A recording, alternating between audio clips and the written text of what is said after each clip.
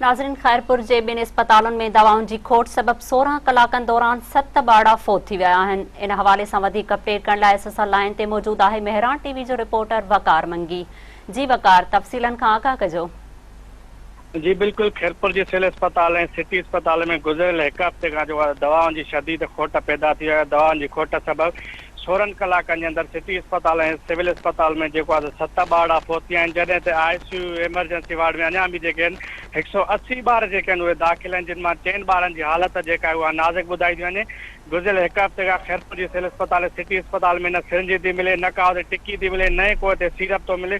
दवाउनि जी शदीद खोट थी आहे, जॾहिं त समाज जी तंज़ीमुनि पारां सोशल मीडिया ते जेको आहे जेके तक जा MNMP आहिनि उन्हनि ते बि तनक़ीद कई थी वञे ऐं जेके ऐवाननि में वेठल उन्हनि जी बि उन्हनि ते बि तनक़ीद कई, लेकिन हिन वक़्त ताईं जेको आहे दवाउनि जी खोट ख़तमु न थी आहे। मां तव्हांखे इहो बि ॿुधायां त खैरपुर सिविल अस्पताल में 10 डॉक्टरनि सभु जेको सिविल अस्पताल जो जेको तक़रीबन 32 जे बराबरि 32 जे क़रीब अमलो आहे उहो जेको आहे वीज़ा ते वियल आहे, जंहिं सबबु सिविल अस्पताल में हिकु त जेके मरीज़ अचनि था उन्हनि जो इलाज बहितर नथो थिए, ॿी वरी जेका दवाउनि जी खोट थी वई आहे, जंहिं सबबु आवाम सख़्तु परेशान आहे। खैरपुर जे शहरनि वज़ीर आला सिंध खां मुतालबो कयो आहे त फौरी तौर ते जेको आहे दवाउनि जी खोट ख़तमु कराए, जेके ॿार जेके फ़ौत था थियनि दवाऊं न मिलण जो नोटिस हटी आहे, उन्हनि डॉक्टरनि जे ख़िलाफ़ कार्रवाई करणी, MS खैरपुर जे ख़िलाफ़ बि कार्रवाई करणी त हुन जे ॼाण जे बावजूदि हुन जेको आहे दवाउनि जी खोट ख़तमु न कराई आहे। जी वकार जी मेहर।